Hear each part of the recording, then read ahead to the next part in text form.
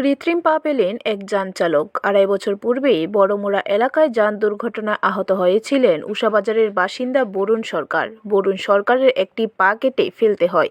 তারপর থেকে তিনি নিজ বাড়িতে এক প্রকার গৃহবন্দী হয়ে পড়েন। শেষ পর্যন্ত বরুণ সরকারের প্রতি সাহায্যের হাত বাড়িয়ে দেয় all driver welfare association. Barun সরকারকে উন্নত চিকিৎসার জন্য নিয়ে যাওয়া হয় বহির্রাজ্যে। সেখানে বরুণ সরকারের কেটে ফেলা পায়ে একটি কৃত্রিম পা লাগিয়ে দেওয়া হয়। শুক্রবার রাজ্যে ফিরে আসেন বরুণ সরকার। এই দিন এমবিবি বিমানবন্দরে বরুণ সরকারকে স্বাগত ও শুভেচ্ছা জানান অল ড্রাইভার ওয়েলফেয়ার অ্যাসোসিয়েশনের সদস্যরা।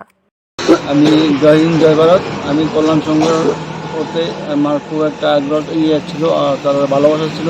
ভালোবাসার কারণে আমি আজকাল আর্টিফিশিয়াল পাওয়ার লাগিয়ে নিজের দেশে ফিরলাম, বাইরের থেকে পাওয়ার লেগে আসলাম।